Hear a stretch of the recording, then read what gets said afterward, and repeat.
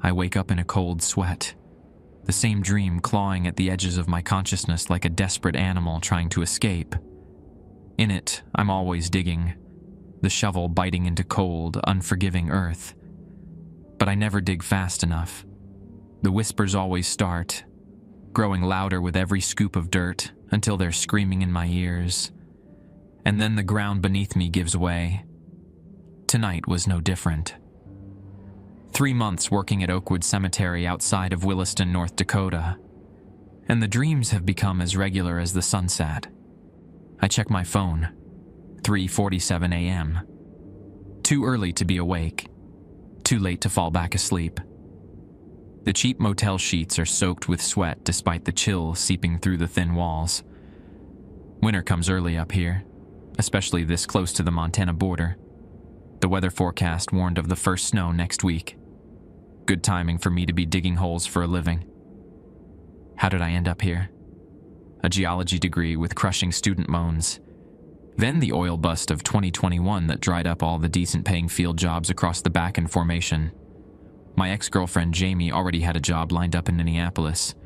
She asked me to come along. I should have. Instead, I stayed, watching drilling operations shut down one by one, until my prospects were as barren as the winter fields surrounding me. A month living out of my Jeep Cherokee, showering at truck stops, eating cold beans from the can. Then I saw the Help Wanted sign at Oakwood, stapled to a wooden post outside the iron gates. Gravedigger groundskeeper, no experience necessary, housing included. The caretaker, an ancient man named Vern Ellsworth, barely glanced at my application. His roomy eyes had fixed on my hands instead. Strong hands, he'd said. That's what we need. Someone who can move earth. The housing turned out to be a drafty cottage at the edge of the cemetery property that smelled of mothballs and pipe tobacco. Still, it beat living in my car. The job paid enough to afford this motel room in town during my days off. Williston is a strange place, a boomtown gone quiet, filled with empty man camps and half-built developments. The locals, the ones who've been here for generations, eye outsiders with quiet suspicion. They shop at the Cash-Wise Foods on 26th Street, attend church at Gloria Day Lutheran, and seem to know things they don't share. I grab my grimy Carhartt jacket from the chair and dig out my notebook. Flipping past pages of geological survey notes from my previous life, I find the list I've been adding to for the past 3 months. 7 rules so far. 7 rules that Vern insisted I follow, his voice shaking with an urgency that seemed excessive for cemetery maintenance. Rule 1. Never dig a grave after sunset. Rule 2. Always cover your shovel with a cloth when storing it. Rule 3. If you hear your name called, ignore it unless you can see who's calling. Rule 4. Always lock the north gate first, then the east, then the south, then the west. Rule 5. Leave offerings of fresh water by the unmarked grave in Section 3 on Fridays. Rule 6. Never remove the small stones visitors place on certain headstones. Rule 7. If you see a funeral procession after hours, stay in the cottage until it's gone. I trace my finger over Rule 3, remembering the first time I heard my name whispered through the fog that often blankets the cemetery at dawn. I almost answered. Almost. Hello, viewers. If you wish your stories or experiences to be narrated by me, share them on our own subreddit, which you can join from the description below. I will pick the stories from the community and narrate them, and every once in a while, we will host a 3-hour story compilation. Morning arrives with reluctance, gray lights seeping through threadbare curtains. I toss the notebook aside and drag myself to the shower. The Lone Star Inn might be the cheapest accommodation in Williston, but at least the water pressure is decent. The drive back to Oakwood takes me past the sprawling Walmart supercenter, and through neighborhoods where oil money built McMansions now standing half empty. The radio crackles with static as I turn onto Cemetery Road, like it always does. Kai's 6:60 a.m. disappears into white noise about a quarter mile from the gates. Vern's ancient Ford pickup is parked outside the caretaker's office, a converted Victorian house with peeling yellow paint that sits just inside the main entrance. I haven't seen the old man in 3 days, not since he handed me a map marking spots where I needed to clear away fallen branches after last week's windstorm. The office door creaks as I push it open. Vern? He's hunched over his desk, surrounded by ancient ledgers with brittle, yellowed pages. The room smells of coffee and dust. Vern doesn't look up. "Got a burial today," he says, his voice like gravel. "Sandra Buckley. Section 5, Plot 22B. I nod, though he isn't looking at me.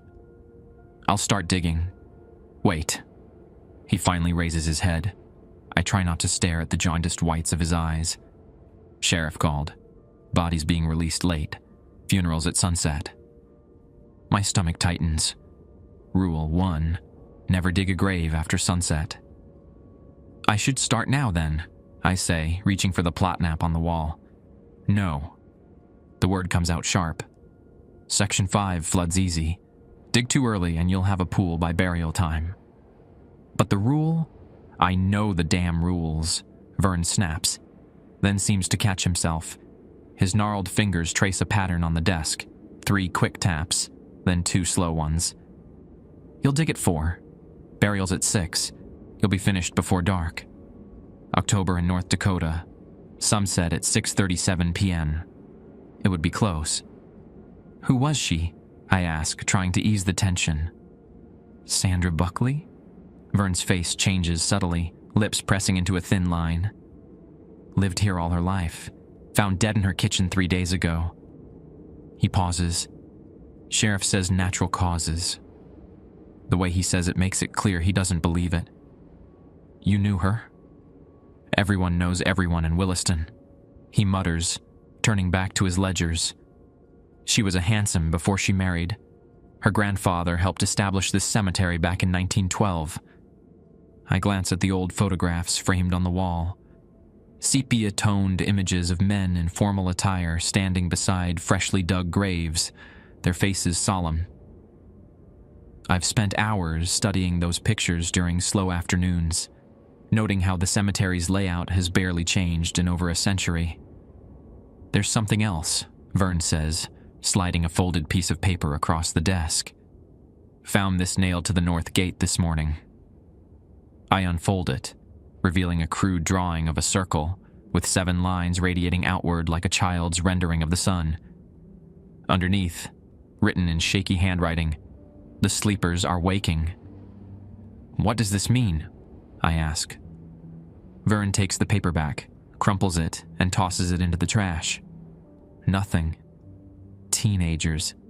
Halloween's coming up and they always get riled up about the cemetery. He's lying. I can tell by the way his right eye twitches. I'll check the perimeter before I start digging, I offer. Make sure no one's been messing around. Vern nods curtly. Take lunch now. I need you sharp this afternoon. Outside, the October air has teeth, biting through my flannel shirt as I walk the grounds. Oakwood sprawls over 23 acres, the oldest graves dating back to the 1880s when Williston was just a whistle stop on the Great Northern Railway. Section 1, near the entrance, holds the town founders, ornate obelisks and marble angels watching over their remains. Section 2 is mostly from the 1920s and 30s, more modest, but still carrying names that appear on street signs throughout town. Peterson, Knutson, Amundsen. Section 3 is where things get strange. Dozens of graves with only numbers, no names. And the unmarked grave where I leave water every Friday. A simple stone tablet set flush with the ground, bearing only a carving of that same 7-rayed circle from the note.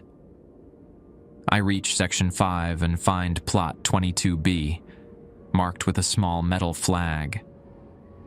The surrounding graves bear recent dates, most from the past decade. As I'm checking the area, my boot strikes something hard.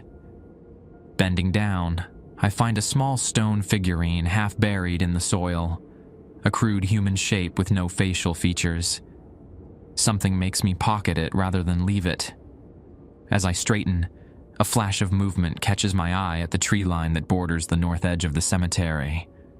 A figure, slim, possibly female, ducking behind a thick oak. "Hey!" I call out, jogging toward the trees. But by the time I reach them, there's no one there. Just the wind stirring fallen leaves and, bizarrely, a single red shoe, a woman's flat, lying on its side. I pick it up, turning it over in my hands. The inside label reads Nordstrom, with a size 7. It looks new, barely worn, with no mud despite the damp ground. Rule 3 echoes in my mind. If you hear your name called, ignore it unless you can see who's calling. As if summoned by my thought, a voice whispers behind me. "Michael." I freeze, not turning, my heart hammering against my ribs. "Michael."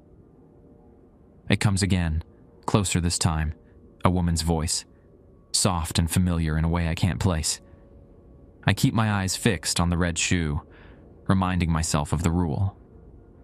Unless you can see who's calling. "Turn around, Michael, please, it's me." The voice is Jamie's, my ex-girlfriend's, but that's impossible. Jamie is in Minneapolis, 300 miles away. I clutch the shoe tightly and walk back toward the caretaker's office, never looking back, even as the voice calls my name once more, breaking on the final syllable like a sob. Back at the office, I find Vern gone, a note taped to his computer monitor. Had to see Sheriff Nordstrom. Be back by 3. Start digging at 4 sharp. The red shoe sits on the desk in front of me, alongside the stone figurine.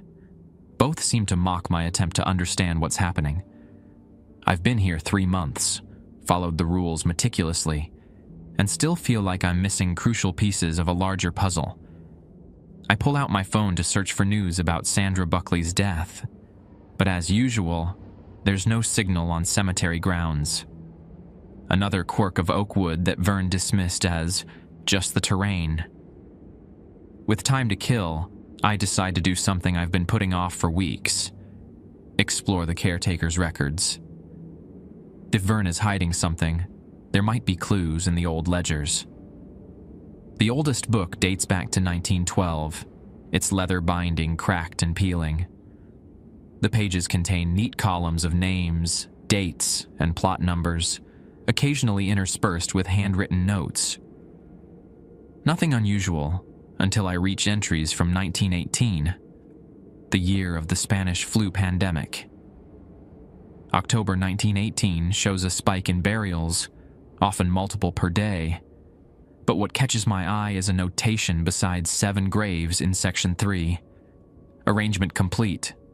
Circle sealed until necessary. I flip through more recent ledgers. In 1978, another notation appears. Circle reinforced after incident.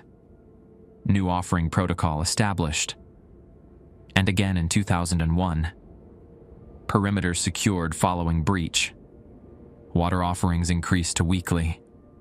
The same 7-rayed circle symbol from the note appears periodically in the margins, sometimes accompanied by tally marks.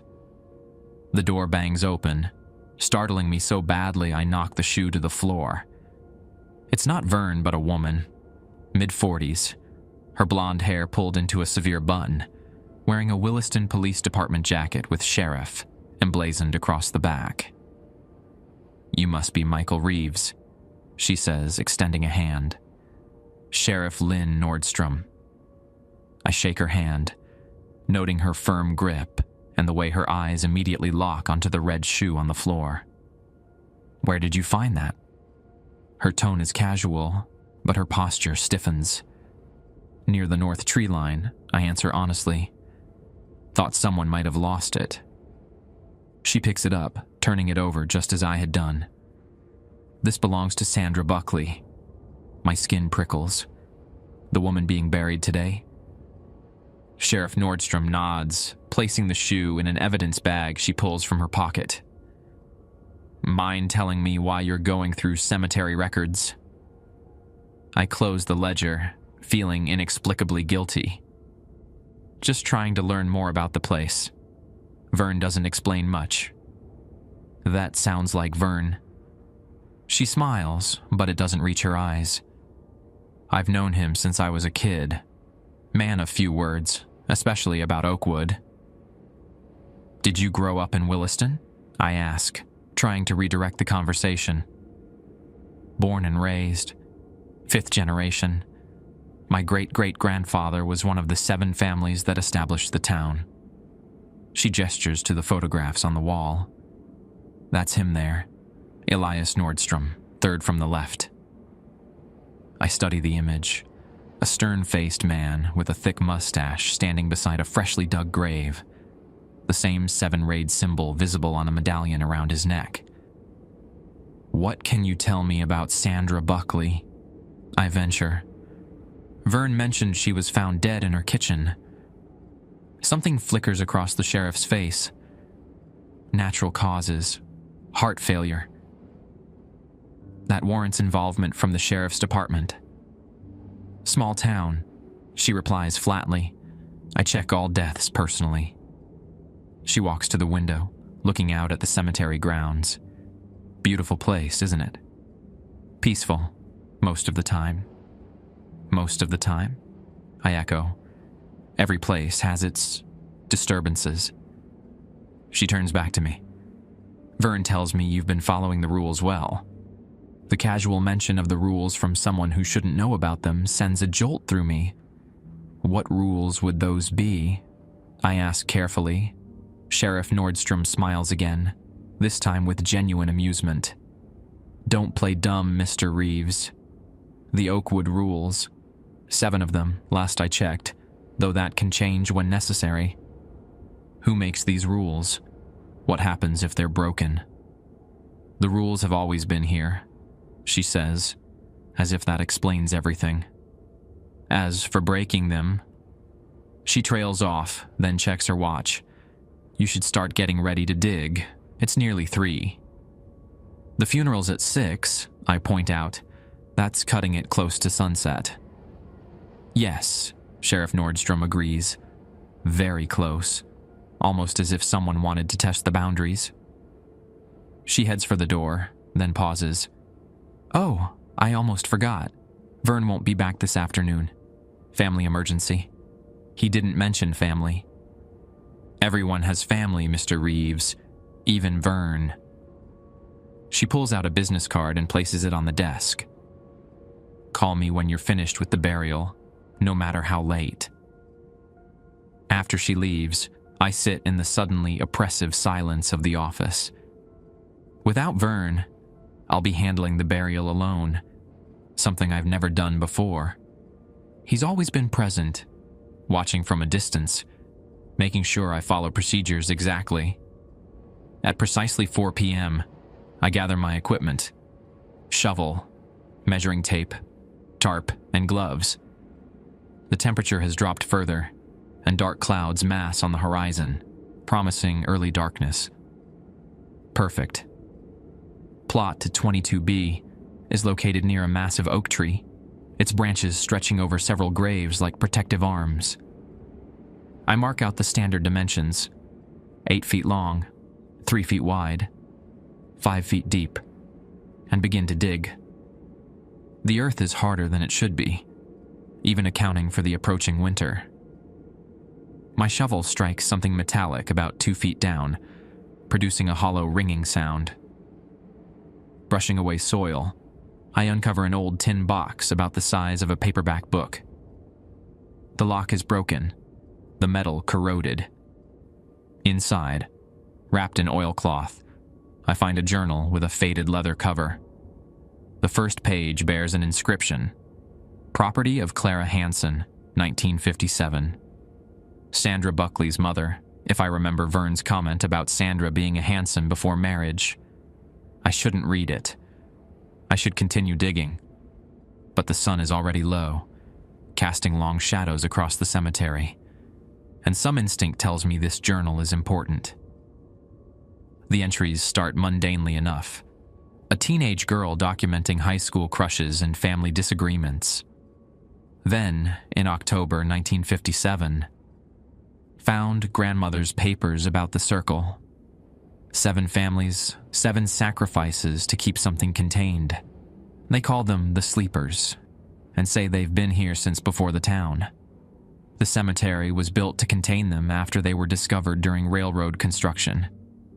I'm not supposed to know any of this, but it explains the weird rules Dad always follows at Oakwood. My hands tremble as I turn to the next entry. Watched from my bedroom window last night. Dad and 6 other men performed some kind of ritual at the cemetery. They each cut their palms and let blood drip onto that unmarked grave in Section 3. The ground moved afterward, like something was pushing up from beneath. Dad says each family must provide a keeper to maintain the rules. He's the handsome keeper. When he dies, it will pass to me. The next several pages contain detailed notes about the rules, some familiar, others I've never heard. Rule 8. If the ground moves beneath your feet, drop whatever you're carrying and run to consecrated ground. Rule 9. Never dig deeper than 6 feet anywhere in the cemetery. Rule 10. If you find a stone figurine, return it to Section 3 immediately. I touch the figurine in my pocket, a chill spreading through me. I need to put it back. The journal's final entry, dated November 2nd, 1957. Something got out. Tommy Wilson is missing. The sleepers are hungry after so long. Dad says we need another sacrifice to strengthen the circle, but the other families are hesitating. I'm scared. I hear voices outside my window at night, calling my name in Tommy's voice. Dad says never to answer, unless I can see who's calling.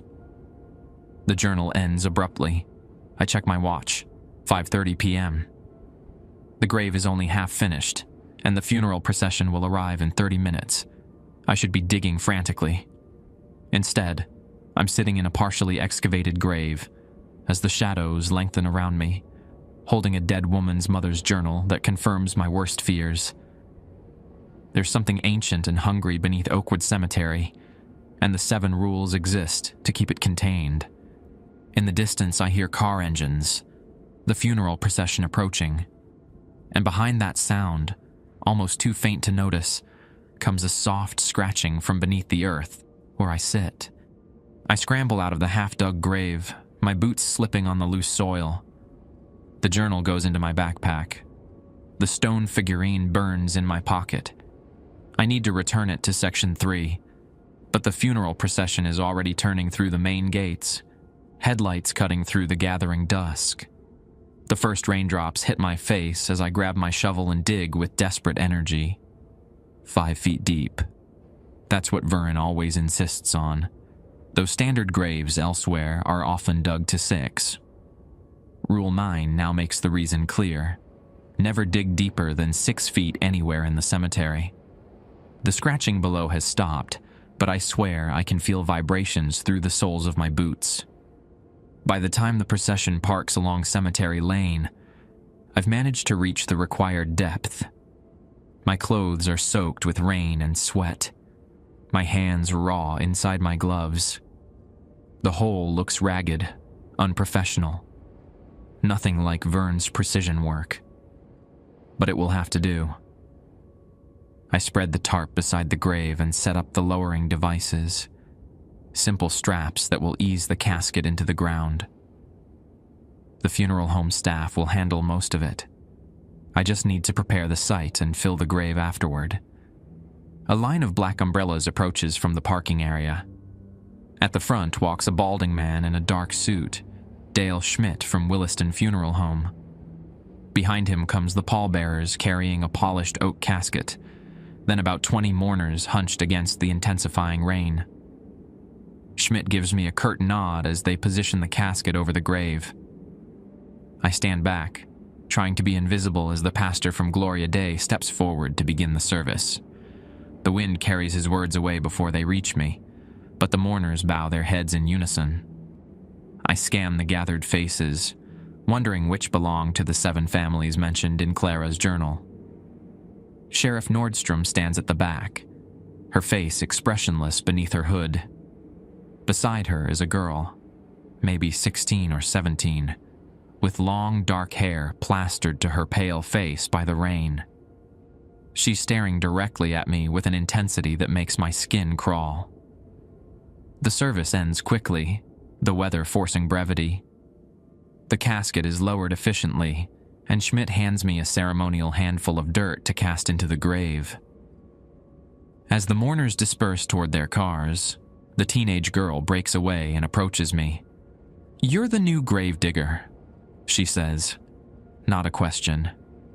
"Michael," I offer, unsure why I'm giving my name to this strange girl. "Ellie Buckley," she replies. "Sandra was my aunt." I murmur condolences, which she ignores. "Did you find anything when you were digging?" Her pale blue eyes hold mine with unnerving steadiness. "Just dirt," I lie, the journal seemingly growing heavier in my backpack. "Liar," she whispers, but her voice carries no accusation, only sadness. "They'll come for you now. They always come for the new keeper." "I'm not a keeper," I protest. "I just dig the holes." Ellie smiles, a brutal expression. "That's how it starts. First you dig, then you keep, then you join." "Join what?" "The circle, of course." She glances toward the sky. "You should finish before dark. It's getting harder to keep them down." She starts to walk away, then turns back. "The figurine belongs in the box by the unmarked grave. Don't just drop it on the ground." Before I can respond, Sheriff Nordstrom calls sharply from the parking area. "Ellie, let's go." The girl gives me one last penetrating look before joining the sheriff. I watch them drive away, the red taillights disappearing through the cemetery gates, leaving me alone with Sandra Buckley's casket and the rapidly approaching darkness. I check my watch. 6:23 p.m. 14 minutes until official sunset, though the storm clouds have already stolen most of the light. I need to fill the grave, return the figurine to Section 3, and get out. Working frantically, I shovel dirt back into the hole, not bothering with the usual care to avoid damaging the casket. Rain turns the soil to mud that splashes my jeans and boots. At 6:35 p.m., 2 minutes before sunset, I tamp down the last of the earth and gather my equipment. Rule 1 echoes in my mind. Never dig a grave after sunset. But what about filling one? I don't wait to find out. Throwing my shovel and tarp into the wheelbarrow, I sprint towards Section 3, the wheelbarrow bouncing wildly over the uneven ground. The stone figurine presses against my thigh through my pocket, seeming to grow warmer with each step. Section 3 is the oldest part of the cemetery, where weathered headstones lean at precarious angles. Many are so worn that their inscriptions have faded to illegibility. The unmarked grave sits in the center of a circular arrangement of 7 larger monuments, each bearing the name of one of Williston's founding families: Nordstrom, Hanson, Ellsworth, Schmidt, Buckley, Peterson, and Wilson. I approach the unmarked stone with its 7-rayed symbol. Rain has pooled on its flat surface, reflecting the darkening sky. Beside it, half hidden in the long grass, is a small stone box. The moment I lift the hinged lid, a hush falls over the cemetery. The rain continues to fall, but silently, as if the droplets are being absorbed before they can make a sound. I place the figurine inside the box, nestling it among dozens of identical stone figures. As I close the lid, the silence breaks. A low rumble vibrates through the ground, not thunder, but something deeper, like the purr of a massive beast. The The soil around the unmarked grave shifts slightly. Rule 8. If the ground moves beneath your feet, drop whatever you're carrying and run to consecrated ground. I abandon the wheelbarrow and run. Not toward the gates, which suddenly seem miles away, but toward the small chapel near the entrance of Section 2. Vern once mentioned it was consecrated in 1921 after the Troubles. The chapel door sticks, swollen from years of exposure to the elements. I throw my shoulder against it, desperately aware of the sound of shifting earth growing louder behind me. The door gives way suddenly, sending me sprawling onto the dusty wooden floor. Scrambling to my feet, I slam the door shut and slide the ancient iron bolt into place. The chapel's interior is sparse, a few rotting pews, a simple altar, and stained glass windows depicting 7 figures standing around a pit, their hands extended downward as if restraining something below. I sink onto the nearest pew, my breathing ragged in the silence. Outside, the rain has stopped, and an unnatural stillness blankets the cemetery. I pull out my phone. 6:52 p.m. No signal. I'm trapped here until morning, or until someone comes looking for me. Movement at one of the windows catches my eye. A face peers in. The teenage girl, Ellie. Her expression is solemn as she presses a piece of paper against the glass, written in large letters, "Don't leave until dawn." I nod to show I understand. She disappears from view, leaving me alone in the growing darkness.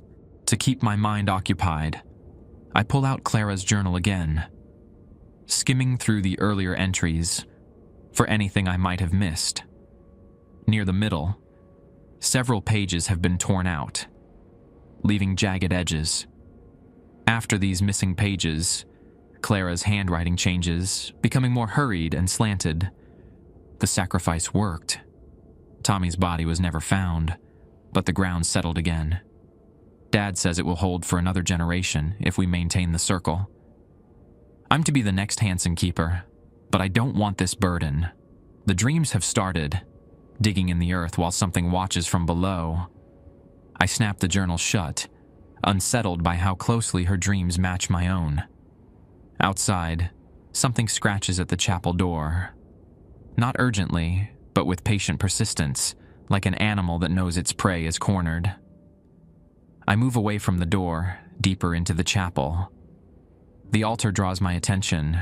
Simple wood, carved with the now familiar 7-rayed symbol. I run my fingers over the grooves, feeling unexpected warmth in the wood. A hidden drawer in the altar's side slides open at my touch. Inside lies a leather-bound book much older than Clara's journal, its pages brittle with age. The title page reads, "The Keeping of the Circle, Duties and Observations, 1887 to present." I carefully turn the yellowed pages, reading accounts from previous keepers, members of the 7 families tasked with maintaining the rules and containing whatever lies beneath Oakwood. The earliest entry, written in faded brown ink. May 12th, 1887, railroad excavation uncovered the chamber. 7 workers lost before we understood what we had found. They sleep now, but hunger makes them restless. We 7 families have bound ourselves to keep watch. The circle must be maintained. Later entries document periodic disturbances when the rules were broken or neglected. 1918. Spanish influenza provided cover for necessary sacrifices. Circle reinforced with 7 offerings. 1957. Wilson boy taken after boundary stone was moved. Circle restored. 2001. Tourist violated Rule 3. Answered the calling. Partial emergence contained, but circle weakened. The most recent entry, dated just 3 weeks ago, is written in a shaky hand I recognize as Vern's. Sandra Buckley found the old records, threatened to expose everything, to break the circle permanently. The other families voted. She was chosen as the offering. May God forgive us, but the sleepers must remain below. New keeper needed urgently. The handsome line ends with Sandra. Horror washes over me. Sandra wasn't a natural death. She was sacrificed by the town's founding families to feed whatever they're keeping buried.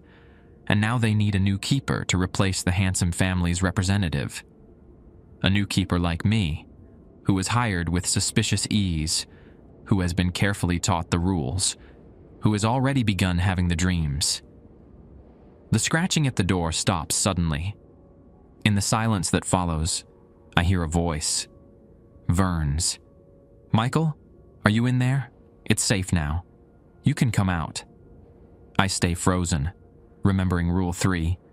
If you hear your name called, ignore it unless you can see who's calling. Michael, please. I need to explain everything. Vern's voice sounds desperate, genuine. What you found in Sandra's grave. I can tell you what it means. I approach one of the windows cautiously, peering through the dirty glass. A figure stands at the chapel door, Vern's height and build, wearing his familiar work jacket. But the face is wrong. Features shift and flow like melting wax, trying to form a recognizable shape, but never quite succeeding. I back away from the window, bile rising in my throat. Michael, the thing outside calls, its voice perfectly mimicking Vern's concerned tone. Don't you want to know why the dream started? Don't you want to know what's happening to you? Despite my terror, part of me does want to know. The voice knows exactly what to offer, answers to the questions that have plagued me since I arrived at Oakwood. I check my watch again. 7:43 p.m. Nearly 11 hours until sunrise. The thing that isn't Vern taps on the door, almost playfully. I can wait all night, Michael. But can you? Hours crawl by. The not Vern outside has stopped speaking, but occasionally taps on different windows, reminding me of its presence. I've wedged myself between the altar and the back wall, the keeper's book open on my lap, reading by the dim light of my phone's flashlight. The book details how the sleepers were discovered during railroad construction in 1887.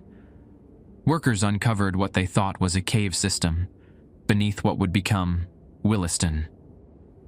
Inside, they found 7 stone sarcophagi arranged in a circle, each containing what appeared to be a sleeping humanoid figure. But these weren't human remains. They moved when uncovered, reaching for the workers with limbs that could elongate like taffy. 7 men died before the excavation was sealed. The 7 families who owned the land formed a pact to contain what they'd found, establishing Oakwood Cemetery as a cover. The original graves in Section 3, the ones with only numbers, hold those first 7 victims. Over decades, the sleepers' influence spread underground. They could project themselves somehow, creating duplicates of people who had recently died, or who had connections to the cemetery. These duplicates would try to lure the living into breaking the rules, creating opportunities for the sleepers to claim more victims and further weaken their confinement. Each time the circle weakened, a sacrifice was required to strengthen it. The families took turns providing these sacrifices, one of their own, always with a plausible cover story. Heart attacks, accidents, suicides. A handwritten note inserted between pages catches my attention. The sleepers feed on memory and identity. They cannot create, they can only mimic. What they crave most is the sense of self they lack. Each feeding makes them stronger, more coherent. If all 7 were to wake fully, they would consume every mind in Williston to construct identities of their own. A distant crash makes me jolt upright. Something heavy has fallen outside. I creep to the window, keeping low. The graveyard is bathed in moonlight. The storm has passed, leaving everything wet and glistening. My wheelbarrow has been overturned, tools scattered across the path. Movement flickers between gravestones, not just one figure now, but 3. The not Vern has been joined by others, one small and slight like Ellie, another tall and official-looking in what appears to be a sheriff's uniform. They're not approaching the chapel.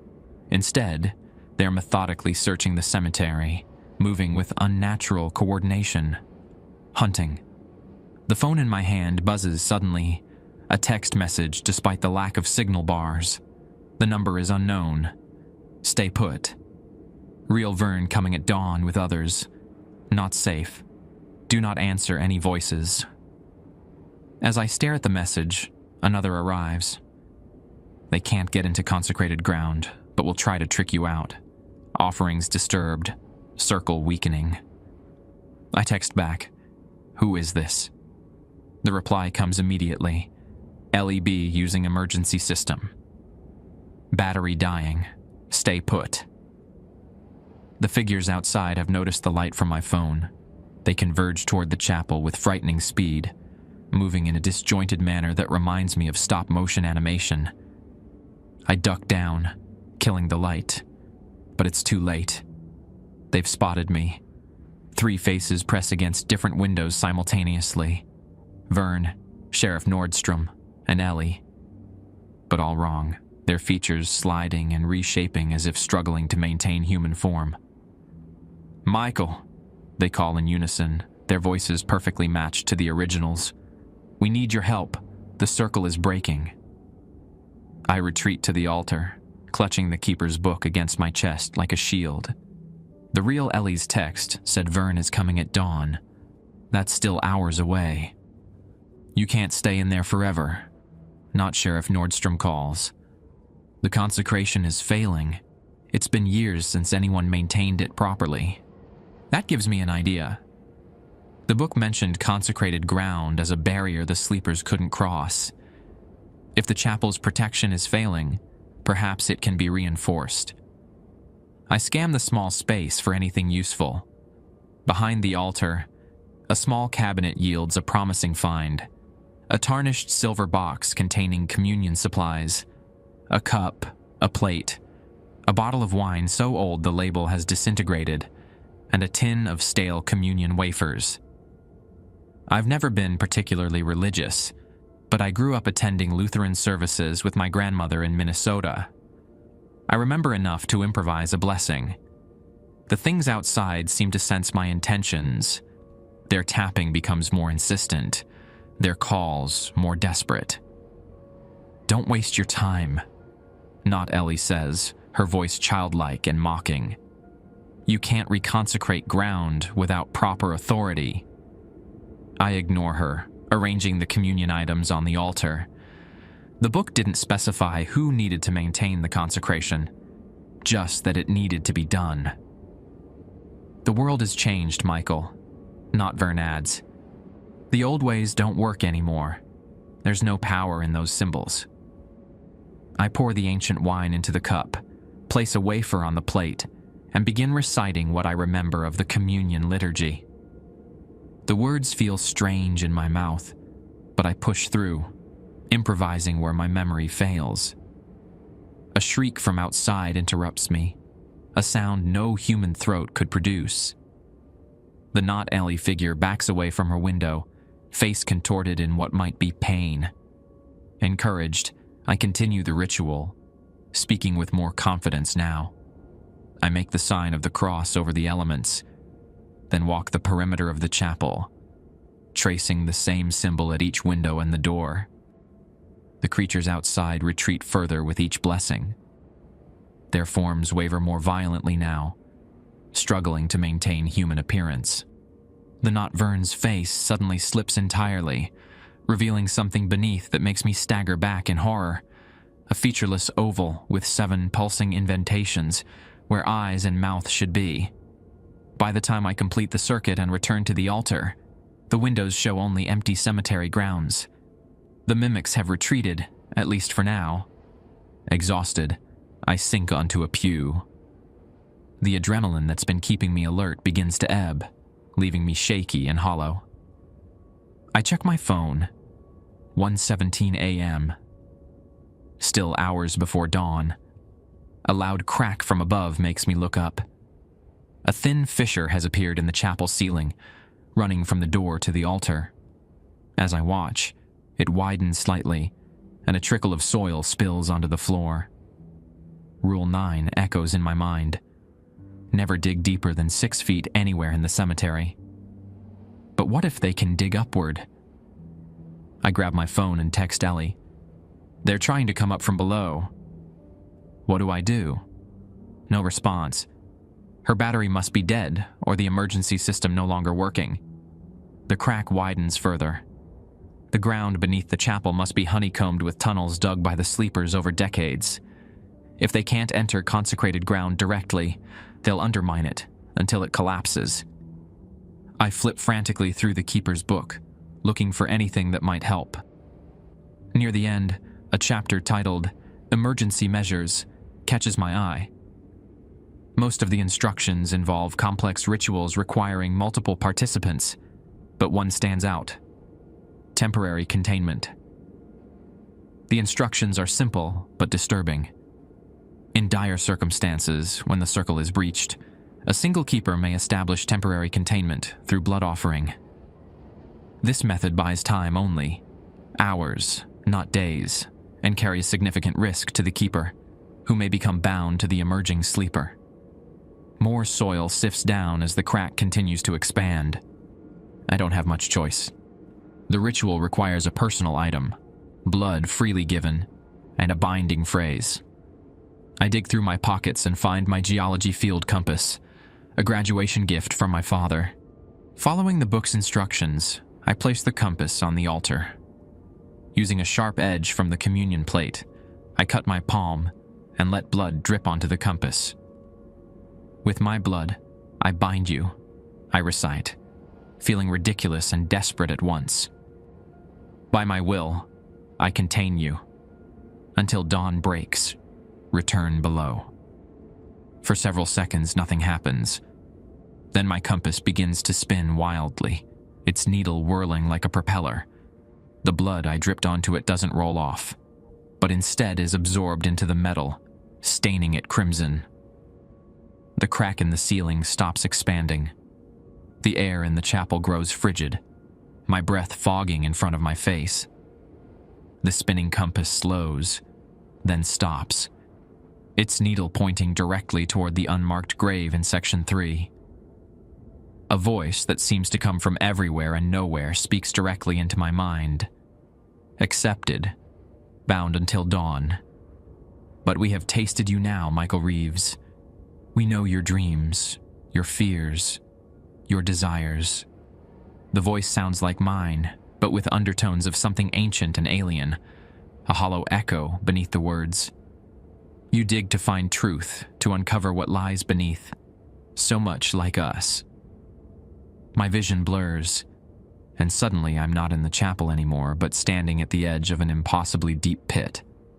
7 figures lie at the bottom, partially embedded in the earth like fossilized remains. Except they're moving, slowly turning to look up at me with faces that resemble mine in the way a child's crude drawing might.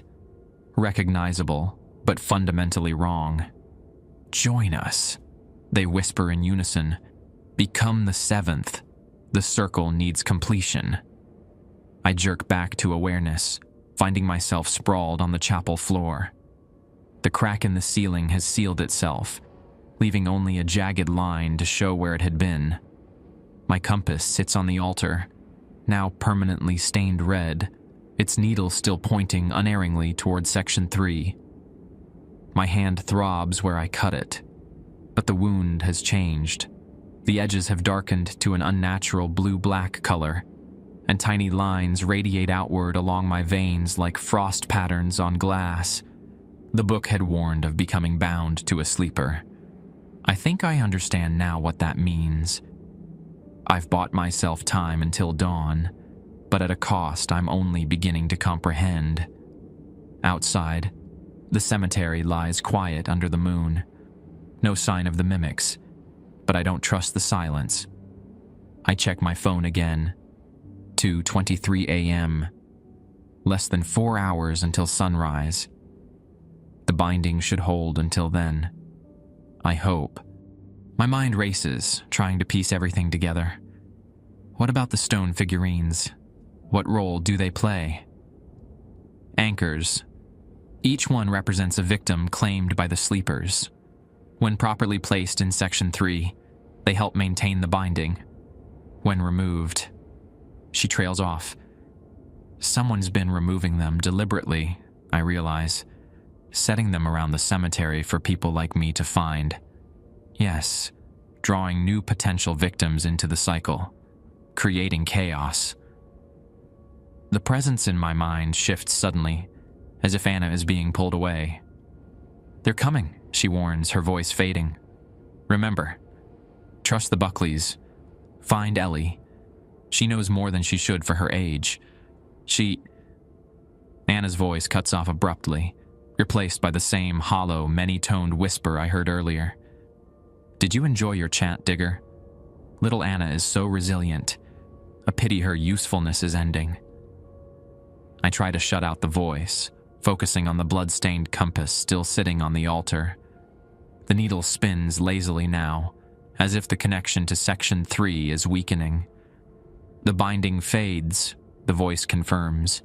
Dawn comes, yes, but Vern will not. The sheriff has seen to that. Alarm courses through me. "What have you done to Vern?" A laugh ripples through my consciousness. "We?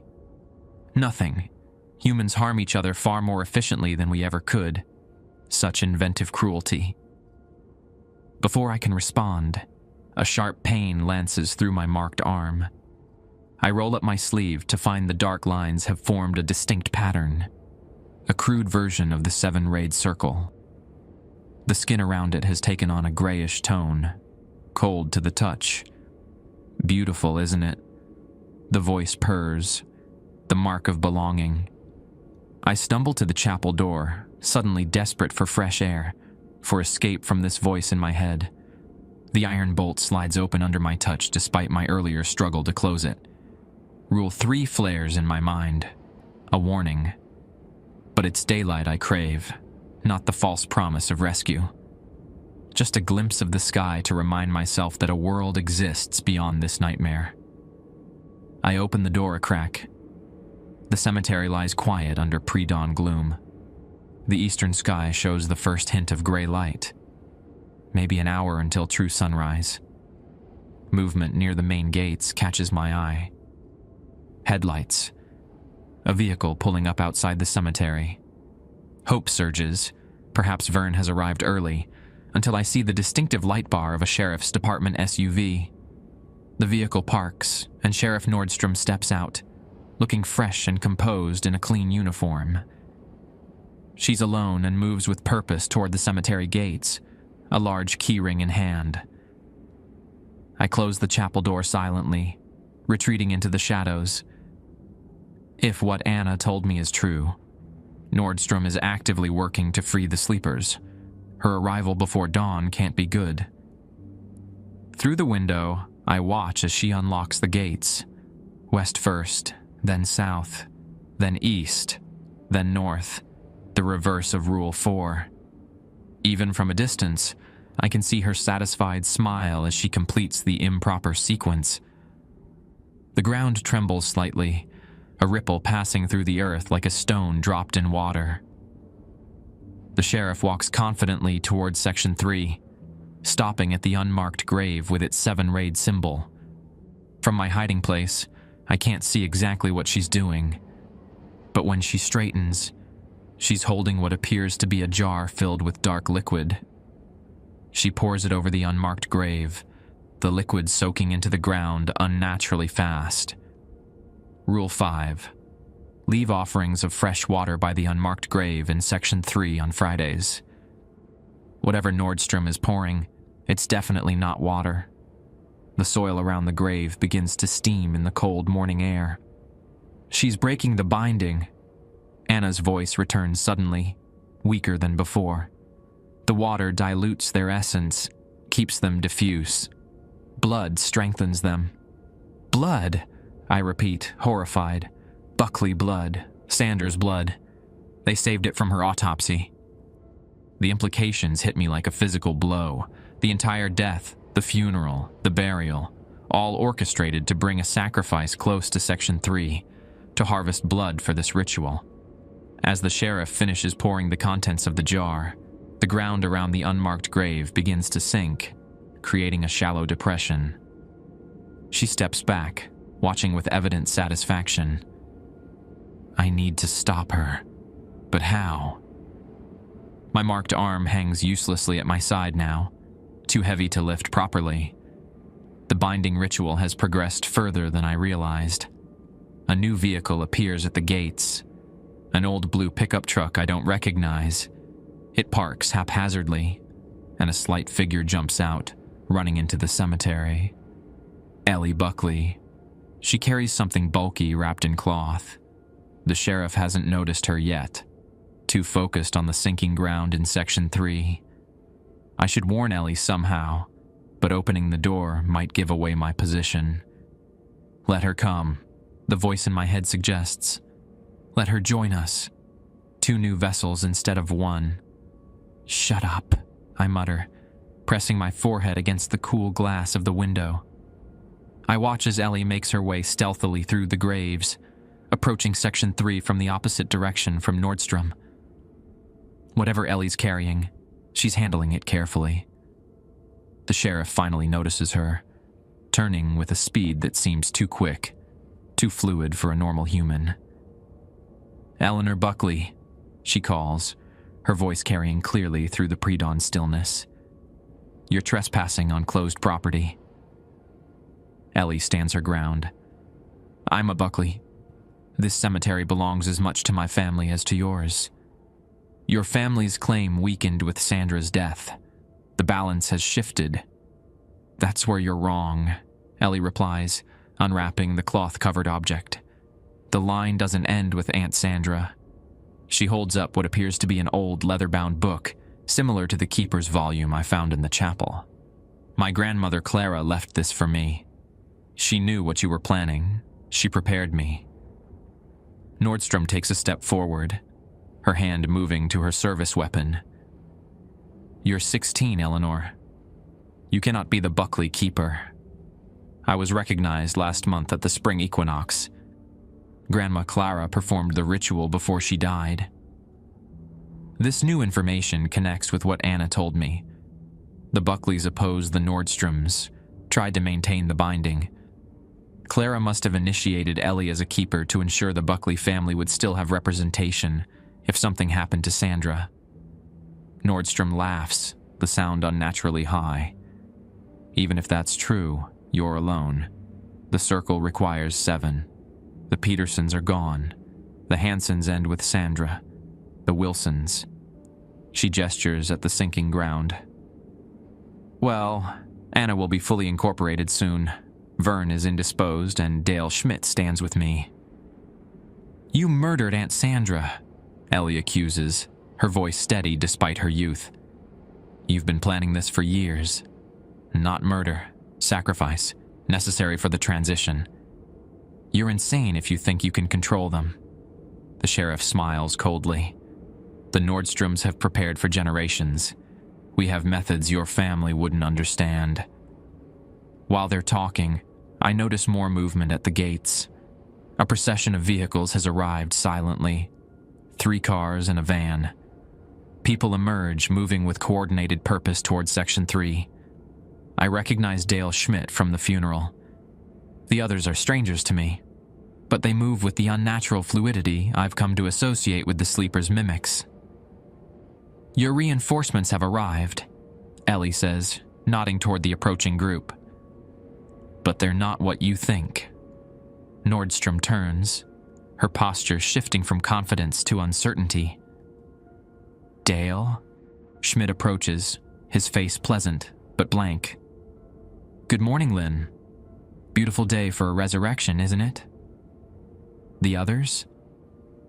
The Peterson proxy arrived last night from Minneapolis. We were lucky to find a Wilson cousin in Bismarck.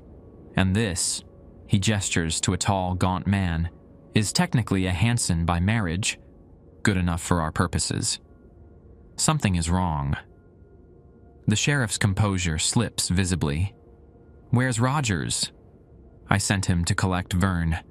Schmidt's smile doesn't reach his eyes. Change of plans. The old man was resistant. I suddenly understand what Ellie meant. These aren't Nordstrom's allies. They're mimics, duplicates created by the sleepers. The real sheriff must have been expecting actual human representatives from the families. Instead, she's surrounded by the very entities she thought she could control. The voice in my head laughs softly. "Watch carefully, Digger. See how humans destroy themselves with ambition." Nordstrom seems to realize her mistake at the same moment. Her hand closes around her weapon, but she's already surrounded. "The circle will be complete," Schmidt says, his voice now overlaid with that familiar hollow echo. "But not as you imagined, Lynn Nordstrom." The sky has lightened further, the first rays of sun touching the tallest monuments. Dawn is minutes away. My binding should break soon, but what happens then? Will the sleepers be fully awakened by Nordstrom's ritual? Ellie catches sight of me in the chapel window. Her eyes widen slightly, but she gives no other indication she's seen me. Instead, she begins to back away slowly from the confrontation unfolding in Section 3. "Run, girl," the voice in my head hisses. "Run while you can." To my surprise, I find myself silently echoing the sentiment. "Run, Ellie. Get as far from here as possible." But Ellie doesn't run. Instead, she circles around toward the chapel, the keeper's book clutched tightly against her chest. Her eyes never leave the tableau in Section 3, where Nordstrom now stands rigidly surrounded by the mimics. She's coming for me. But is it to help? Or to make sure I join her in whatever desperate last stand she's planning? I crack open the chapel door, just as Ellie reaches it. She slips inside, and I quickly bolt it behind her. Her eyes widen at the sight of my marked arm. "How long?" she asks, nodding toward the dark lines. "Since about 2 in the morning. Blood-binding ritual." She winces. "Amateur binding. That was desperate. I didn't have a lot of options." I gesture toward the window where we can see Nordstrom still surrounded by the mimics. "What's happening out there?" "They're completing the circle, but not how Nordstrom planned." Ellie opens her book, flipping through pages covered with handwritten notes and diagrams. "The sleepers need 7 human vessels with connections to the founding families. They're collecting them. Vessels, human bodies, anchors to this reality." She points at my arm. "You're already being prepared as one."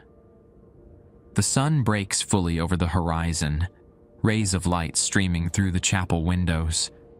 The moment dawn officially arrives, my body shudders violently. The compass on the altar spins wildly, then cracks down the middle, the binding broken. The voice in my head fades, but the mark remains, the dark lines now reaching my shoulder. The ache subsides to a dull throb. "We don't have much time," Ellie says, watching me with clinical detachment. "Once they finish with Nordstrom, they'll come for us." "What can we do?" "There are 2 options." She looks far older than her 16 years as she lays them out. 1. We attempt to rebuild the circle with whoever we can find from the original families. That's a long shot with Nordstrom compromised and Vern missing. And 2? We collapse the tunnels, bury them deeper than they've ever been. It won't destroy them, but it might buy another generation or 2. Through the window, we see the mimics have formed an actual circle around Nordstrom. The sheriff stands rigidly, her face a mask of terror, as Dale Schmidt presses his palms against her temples. The ground beneath them has continued to sink, creating a depression now several feet deep. "How would we collapse the tunnels?" I ask. Ellie's expression turns grim. "Explosives. My father works for Dakota Access. I took some from his truck." I stare at her in disbelief. You're going to blow up the cemetery? Just section 3. The main chamber is directly beneath the unmarked grave.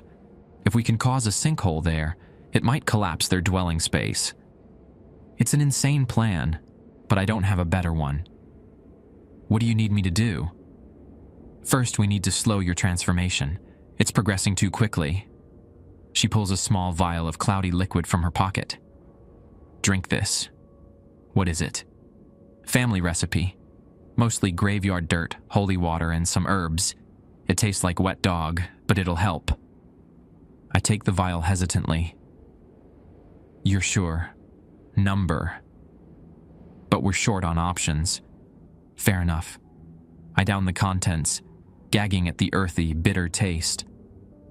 Almost immediately, a cooling sensation spreads through my marked arm, the throbbing diminishing.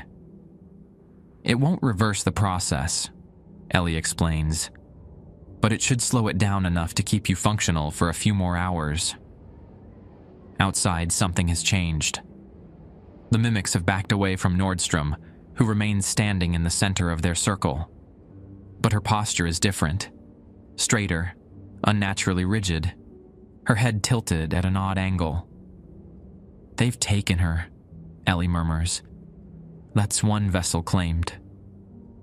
As if hearing her words, all 7 figures, the 6 mimics in Nordstrom, turn in unison to face the chapel. Time to go, Ellie says, grabbing my good arm. There's a back door behind the altar. I hadn't noticed it before. A small wooden door that blends nearly seamlessly with the paneling. Ellie produces an ancient iron key from her pocket. How did you know about that? Buckley family knowledge. My grandmother made sure I knew every entrance and exit in this place. The door opens onto a narrow path that winds between older graves, partially obscured by overgrown yew hedges. We stay low, Ellie leading the way with confident familiarity. Where are we going? I whisper. Caretaker's cottage. If Vern's alive, we need him. If not, his keeper artifacts might help us. We skirt the edge of Section 2, keeping to the shadows of monuments and trees. From this angle, we can see Section 3 where Nordstrom and the mimics remain in their circle. The depression has deepened further, now resembling a shallow pit. They're excavating, Ellie explains in a hushed voice, exposing the chamber entrance. Why don't they just dig themselves out? They've been tunneling under the chapel. Different purpose. Those tunnels are for hunting, for extending their influence. The main chamber can only be opened from above, through ritual. We reach the small cottage where Vern lives at the edge of the cemetery. The door stands ajar, which immediately puts me on alert. Ellie motions for me to wait while she peers inside. Clear, she whispers after a moment. But someone's been here. The cottage interior is modest, a single room serving as living space and kitchen, with a curtained-off area presumably containing a bed. The place has been thoroughly searched, drawers upended and furniture moved from the walls. They were looking for his keeper artifacts, Ellie says, moving directly to the stone fireplace. But Vern would never keep them in obvious places. She presses specific stones in sequence, and a small section of the hearth slides back, revealing a hidden compartment. Inside lies a wooden box carved with the familiar 7-rayed symbol. Ellie opens it carefully. Good. They're still here. The box contains several items. A silver medallion matching the one I saw in the old photograph. A small leather pouch. A vial of what appears to be blood. And a folded piece of parchment sealed with wax. These are the Ellsworth family's binding tools, she explains, pocketing the medallion and pouch. Each family has their own. Together they can reinforce the circle. Where would Vern go if he were in trouble? The old Ellsworth family plot is on their original homestead, about 3 miles east of town. It's his safe ground. She hands me the vial and sealed parchment. Keep these in your pocket, not the marked arm.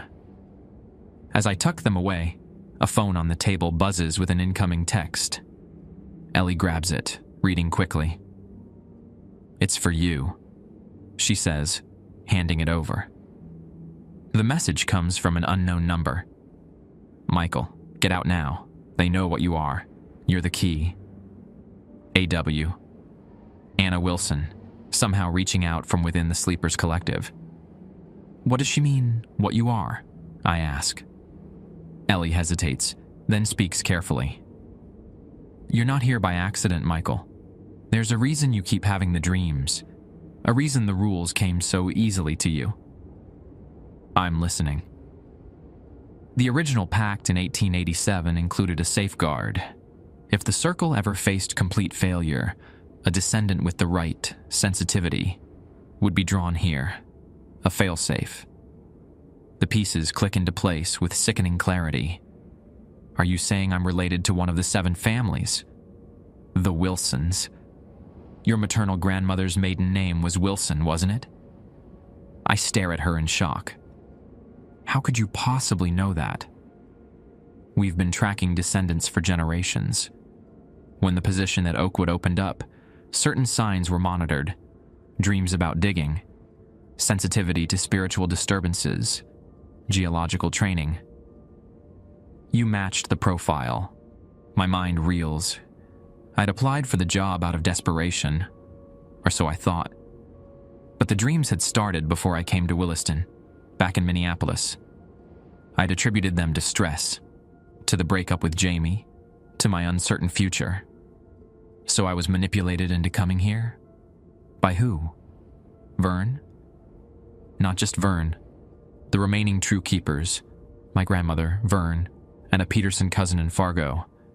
They knew the circle was weakening, that Nordstrom was planning something. They needed a Wilson. Why not just tell me? Would you have believed any of this without experiencing it firsthand? Ellie asks reasonably. Besides, the connection had to develop naturally. That's how the failsafe works. Before I can respond, the cottage windows rattle as a low rumble passes through the ground. They're making progress, Ellie says grimly. We need to move. The explosives are already in position, but we need to trigger them from the caretaker's office. There's a master switch there connected to the original tunneling system from the railroad days. We exit the cottage cautiously. The scene in Section 3 has changed dramatically. The depression has become a true sinkhole, at least 15 feet across. Nordstrom and the Mimic stand around its edge, arms raised. From our position, we can see down into the hole. A stone chamber lies exposed, its walls carved with symbols that hurt my eyes to look at directly. They've uncovered the top of the main chamber, Ellie whispers. If they fully open it. We make our way toward the caretaker's office, using tombstones and trees for cover. My marked arm feels heavier with each step, the cooling effect of Ellie's concoction already fading. Halfway there, Ellie freezes, pulling me down behind a large monument. Look, she whispers, pointing toward the main gates. A procession of vehicles is entering the cemetery, ordinary cars and trucks driven by normal-looking people. But their movements are unnaturally synchronized as they park in a perfect line. Proxies, Ellie explains. People under their influence. The sleepers are drawing in witnesses for the awakening. Why? What purpose does an audience serve? They feed on awareness, on being perceived. Each human witness strengthens their manifestation in our reality. The new arrivals, at least 20 people, move towards Section 3 in eerie unison. I recognize some of them from town, the cashier from Cash-Wise Foods, the bartender from the Lobo Lounge, ordinary Williston residents now moving like sleepwalkers. We're running out of time, I say. We make it to the caretaker's office without being spotted. Inside, Ellie heads directly to a large metal cabinet that I'd always assumed contained landscape tools. She unlocks it with another key from her seemingly endless supply, revealing a complex switchboard that looks decades old. This controlled the original electric detonation system for clearing boulders during cemetery construction. She explains, running her fingers over the switches. My grandfather modified it to connect to a secondary system beneath Section 3. How do we know this will work? Those explosives must be ancient. They're not the originals. My father replaced them last month as a maintenance project.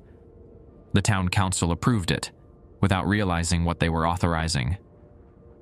Ellie begins flipping switches in sequence, bringing the system to life. Indicator lights blink on, most glowing green, but 2 flashing red. Problem? I ask. 2 of the charges aren't responding, probably damaged by tunnel movement. She chews her lip thoughtfully. It might still be enough, but the collapse won't be as complete as we hoped. Through the office window, we can see the crowd of proxies has formed concentric circles around the sinkhole. From within the exposed chamber, a glow begins to emanate, pulsing with a sickly greenish light. We're out of options, I say. Trigger it now. Ellie's hand hovers over the master switch. There's one more thing you should know. This will likely kill everyone in Section 3, including the proxies. I look out at the innocent townspeople, now swaying in unison as the light from below intensifies. They're already lost, aren't they? Probably.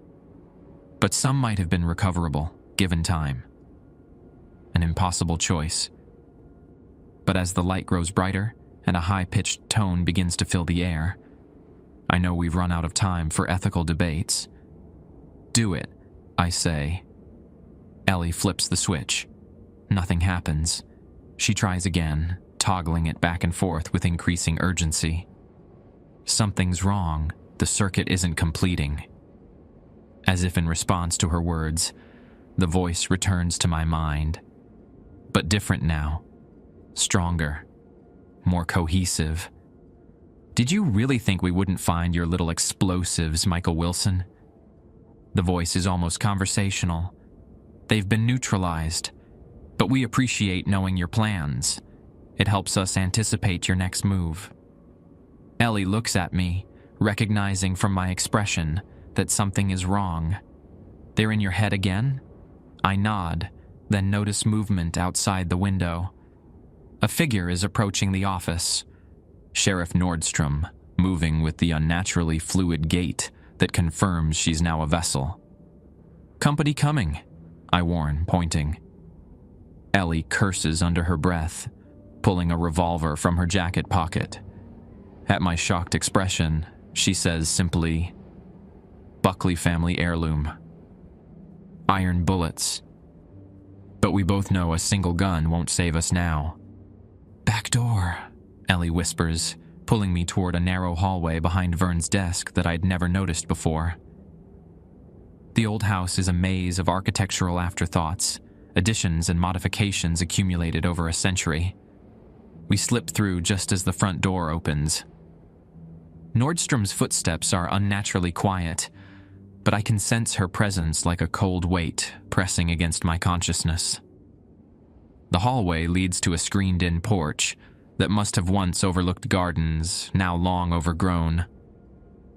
Ellie carefully eases open the squeaky screen door, and we dash across open ground toward a maintenance shed about 30 yards away.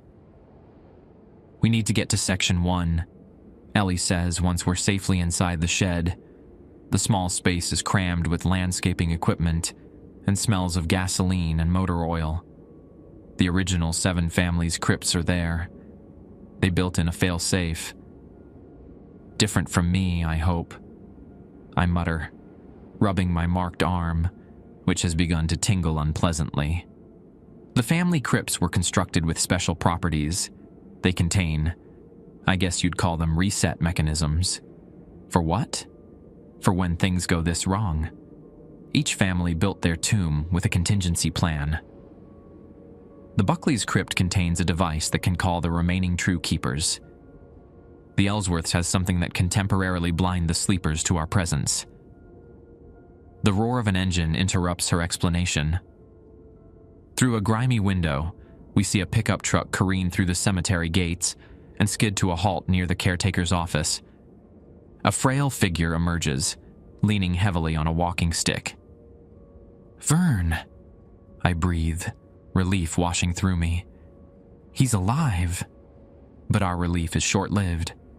Sheriff Nordstrom emerges from the office, her movements smooth and predatory as she approaches the old man. "We need to help him," I say, reaching for the shed door. Ellie holds me back. "We can't. Not directly. But this might be the distraction we need to reach Section 1. She's right, but it feels wrong to use Vern as bait. He stands his ground as Nordstrom circles him, his posture defiant despite his obvious physical weakness. "The perimeter is this way," Ellie says, pointing to where the shed backs against the cemetery's outer wall. "There's a maintenance gate." We slip out the shed's back door and follow the cemetery wall. The sounds from Section 3 have intensified, that high-pitched tone now punctuated by rhythmic chanting. The gathered proxies have begun some kind of ceremony, their voices a discordant chorus. My head throbs in time with their chanting, and the mark on my arm pulses with sickly light. I'm running out of time. The maintenance gate is small and rusted, barely visible behind overgrown bushes. Ellie unlocks it with yet another key from her seemingly endless collection, and we step outside the cemetery grounds. "How do we get to Section 1 from here?" I ask, disoriented by the unfamiliar perspective. We follow the wall around. It's the long way, but will be less visible. As we skirt the perimeter, I notice the sky has changed. Though it's full morning now, dark clouds have gathered directly over the cemetery, swirling in an unnatural pattern. Lightning flickers within the clouds, but there's no thunder, just that persistent high-pitched tone growing louder. "Weather manipulation," Ellie explains, seeing my expression. "It's beginning. What is? The full awakening. They're creating ideal conditions." We reach an area where the cemetery wall has partially collapsed, creating a convenient entry point near Section 1. The oldest graves and family crypts lie before us, their weathered stone monuments cast an eerie light from the strange storm above. There, Ellie points to an ornate mausoleum bearing the name Buckley. We need to get inside. Unlike the simple headstones surrounding it, the Buckley crypt is an elaborate structure with classical columns and a stone angel guarding its iron door. As we approach, I notice the angel's face has been deliberately defaced, its features chiseled away. "Nordstrom's work," Ellie says bitterly. "Her family has been trying to sabotage the others for generations." The mausoleum door is secured with a padlock that Ellie quickly opens. Inside, the air is surprisingly fresh, not musty as I'd expected. Stone shelves line the walls, holding caskets of various ages. At the center stands a stone altar, topped with a bronze container shaped like a 7-pointed star. "The calling device," Ellie explains, opening the container. Inside lies a simple silver bell. Each family's crypt contains objects that, when used together, can either strengthen or collapse the circle. The Buckleys were tasked with communication. Who will hear it? Anyone with keeper blood who's been initiated. There aren't many left, but there might be enough. She rings the bell, a clear, piercing tone that seems to resonate far beyond what its small size should produce. The sound vibrates through my chest and into my marked arm, causing the dark lines to writhe like living things. "How long should we wait?" I ask, fighting a wave of nausea. "We don't. Next, we need to get to the Ellsworth crypt." She points through the mausoleum door to another structure about 30 yards away. "That's where we'll find the concealment device." As we prepare to make our dash to the next crypt, movement among the gravestones stops us. I expect to see Nordstrom or one of the mimics, but instead, a thin, elderly man emerges from behind the monument. "Vern!" I call out before I can stop myself. The old caretaker's head snaps toward us, his roomy eyes widening with recognition. He hobbles in our direction with surprising speed, his walking stick striking the ground with each hurried step. "Foolish children," he wheezes when he reaches us. "You've made everything worse." Ellie squares her shoulders. "We're trying to fix what your generation failed to maintain." Vern snorts derisively. "Arrogance. You triggered emergency protocols without proper preparation. The bell shouldn't have been rung until the other items were in position." "There wasn't time," I interject. "They've already opened the chamber. They have vessels." "I know," Vern says grimly. "I saw Lynn and the others." He turns to me, his gaze lingering on my marked arm. The Wilson connection manifested, I see. Faster than expected. "You could have warned me before hiring me," I say, unable to keep the bitterness from my voice. "Would you have believed me? Would you have stayed?" He shakes his head. "We needed you in place, receptive to the influences. The dreams prepared your mind." A particularly bright flash of lightning illuminates the cemetery, followed by an actual thunderclap this time. The storm is intensifying, the clouds now rotating like a slow-motion tornado directly above Section 3. "We need to get to your family's crypt," Ellie tells Vern. "The concealment device won't work anymore," he interrupts.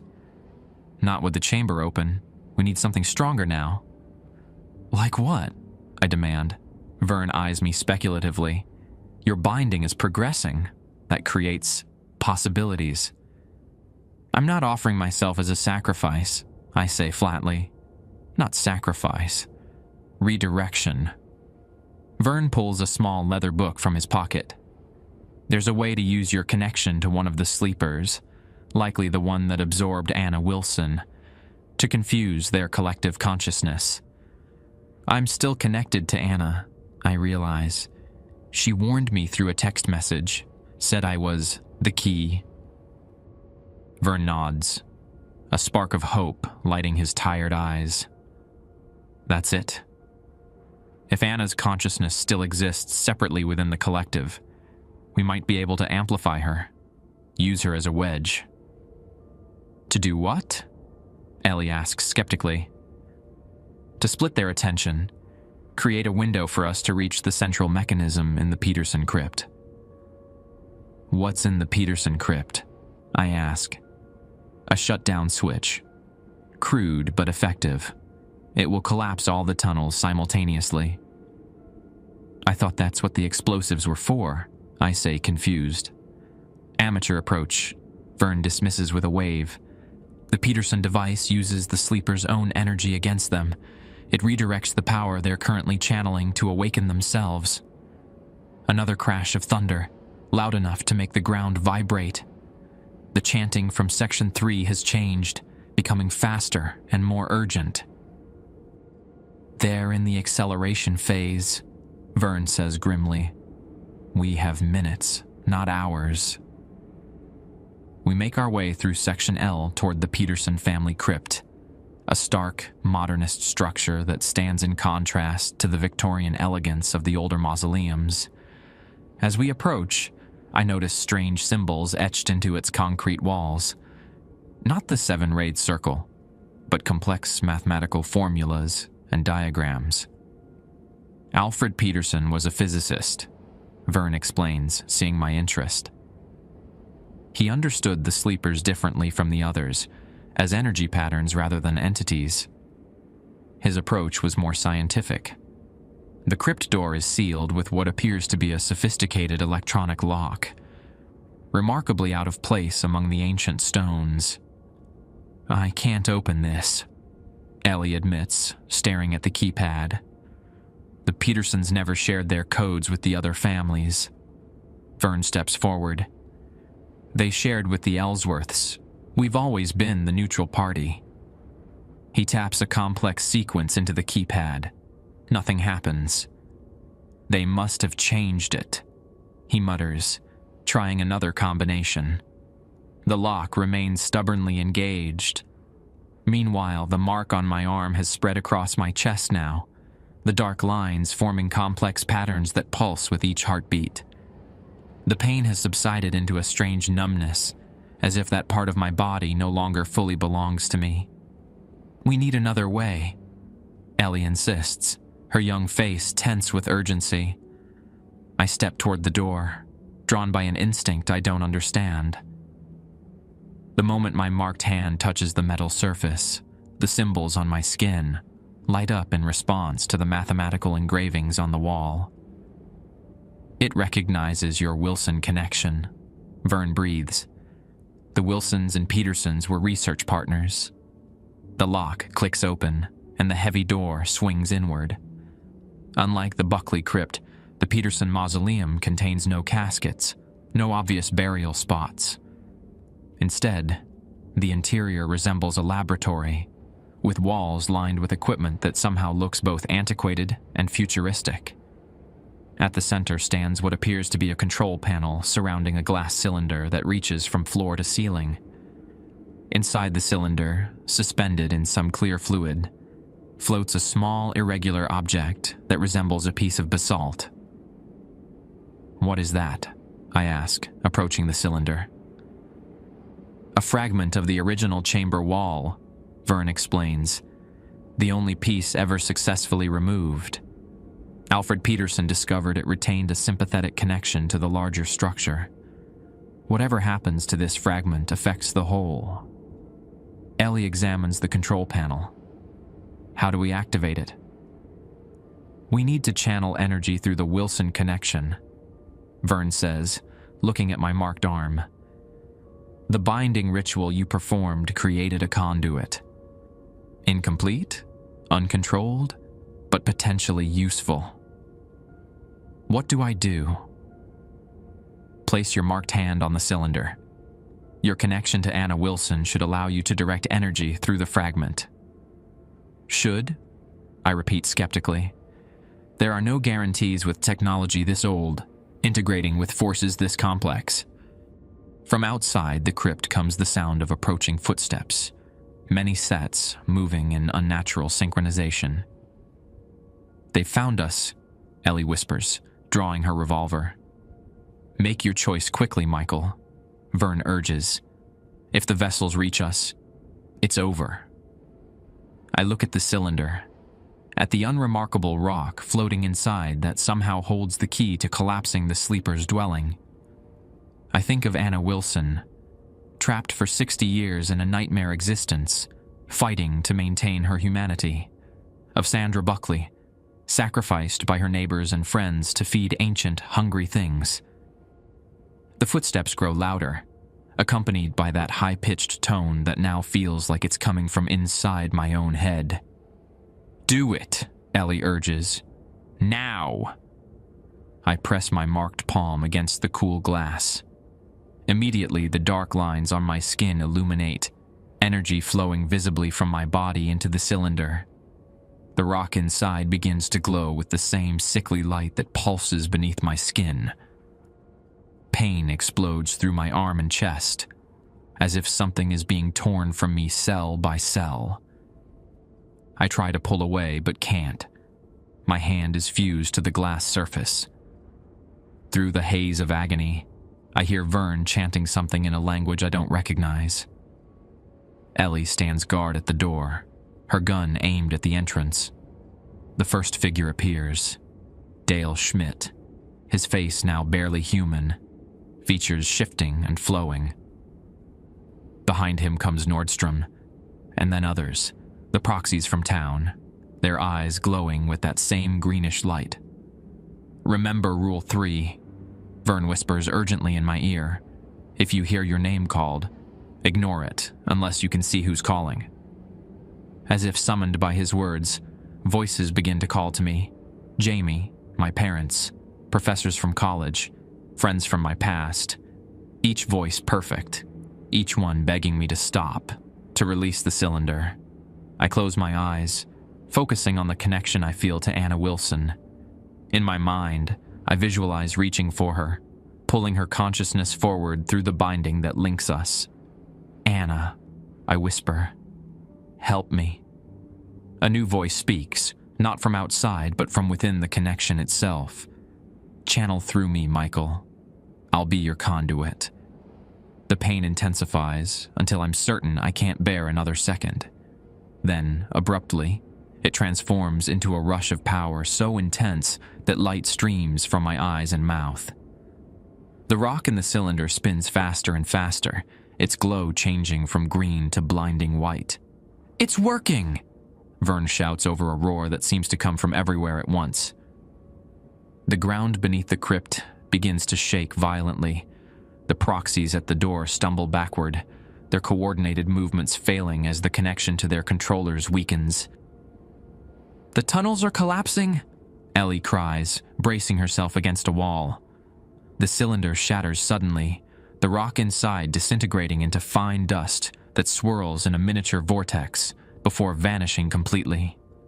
The release of pressure throws me backward into Vern's arms. "We need to get out," the old man says, supporting my weight as my legs threaten to buckle. "The entire cemetery may become unstable." We push past the confused proxies, who stand blinking like people waking from a deep sleep. Outside, the unnatural storm is breaking up, the swirling clouds dispersing to reveal normal morning sunshine. In the distance, Section 3 has become a massive sinkhole, at least 50 feet across and still growing. The unmarked grave and its surrounding monuments have disappeared entirely, swallowed by the collapsing earth. We stumble toward the gates as monuments topple and smaller sinkholes open throughout the grounds. The proxies scatter in all directions, their shared purpose dissolved. What about the people? I gasp, watching as some flee, while others stand dazed among the falling stones. They'll recover, Vern assures me. The influence was temporary for most. And the sleepers? Ellie asks, her voice steady despite the chaos. Buried deeper than before, Vern says grimly. Not destroyed, they can't be, but contained again, weakened. It will take them decades to rebuild their network of tunnels, to regain enough strength to attempt another awakening. We reach the gates just as a particularly violent tremor rocks the ground. Looking back, I see the caretaker's office collapse in on itself. Decades of records and history lost in an instant. Once safely outside, we watch as the destruction gradually slows, the ground stabilizing. The sinkhole in Section 3 has stopped expanding, its edges beginning to settle. What now? I ask, examining my arm. The mark remains, but the dark lines have faded to what look like normal tattoos, intricate patterns that no longer pulse with light. Now, Vern says, his voice heavy with exhaustion, we rebuild. The circle, the containment, everything. With who? Ellie demands. Half the original families are gone or compromised. Vern looks at her, then at me, his expression somber but determined. With whoever is left, and whoever is new, the duty remains, regardless of who carries it. I think of the life I'd planned before coming to Williston, the geology career, the normal existence I'd imagined. That possibility seems to have vanished into the sinkhole, along with the unmarked grave. I don't have a choice, do I? I ask, already knowing the answer. There's always a choice, Vern says quietly. But there are also consequences to choices. The Wilson line is now active in you. The dreams won't stop. The connection exists. In the distance, sirens wail as emergency vehicles respond to what will likely be reported as a major sinkhole incident, perhaps blamed on old mining tunnels or spring flooding. The mark on my arm tingles slightly. and somewhere deep in my mind, I feel Anna Wilson's presence, faint but distinct, finally free from the collective, but somehow still connected to me. I'll stay, I say finally, at least until we understand what's happened, what I've become. Ellie nods approvingly, while Vern simply looks relieved. They both understand what I'm only beginning to grasp, that Oakwood Cemetery holds secrets that must be kept, and that I'm now one of them. 3 months later, I stand at the edge of what was once Section 3, watching as workers pour concrete into what the town now calls the Oakwood Sinkhole. The official explanation, abandoned mining tunnels from the early 1900s, has been accepted without much questioning. People in Williston have a talent for not looking too closely at the strange occurrences that plague their town. The cemetery has been partially reopened, though Sections 3 and 5 remain closed indefinitely.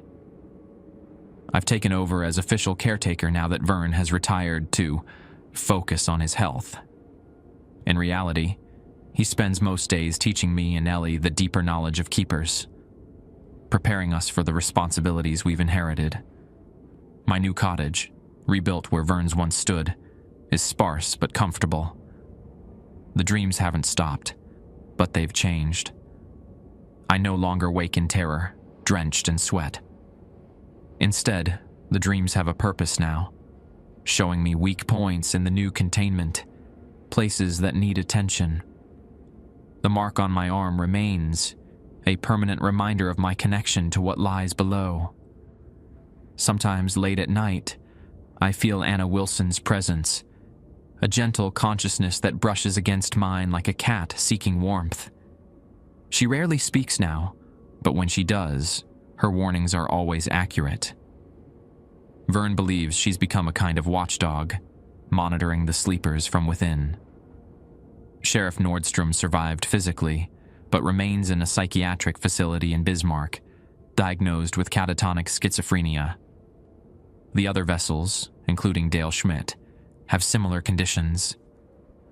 Doctors are baffled by the cluster of cases, but we know the truth. Their minds were hollowed out to make room for entities that have now been dragged back below. Most of the proxies recovered fully, with no memory of their time under influence. A few report strange dreams, or inexplicable phobias, fear of confined spaces, of being buried alive. We monitor them discreetly. I've established new rules for Oakwood Cemetery, posted clearly at the entrance, and enforced without exception. Rule 1. Cemetery closes at sunset. No exceptions. Rule 2.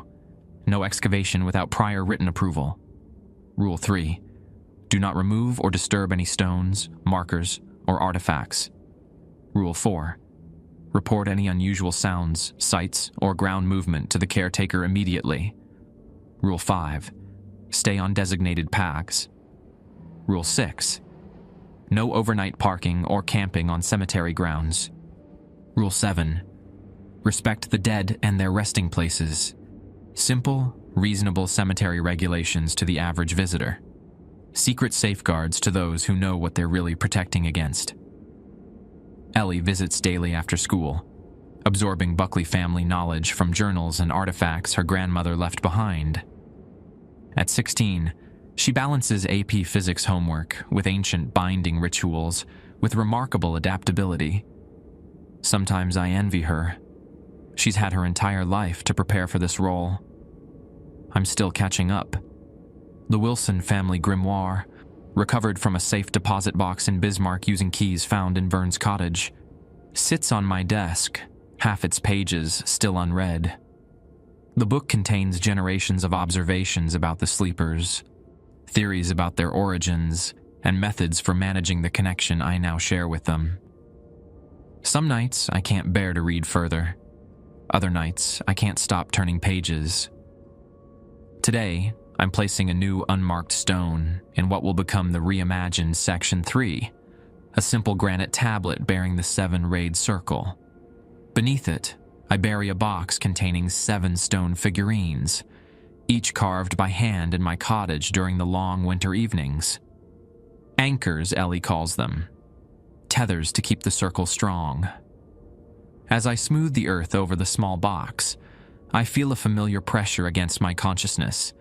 Anna, acknowledging the ritual with what feels like approval. We'll do better this time, I promise her, and the watching presence that was once Oakwood's lost daughter. The ground beneath my hands feels solid, stable, but I know better than anyone what lies beneath, and what it will take to keep it there. The dreams tell me. The mark on my arm tells me. The whispers from the graves tell me. I am Michael Reeves, the Wilson Keeper, and the Cemetery of Secrets is my responsibility now.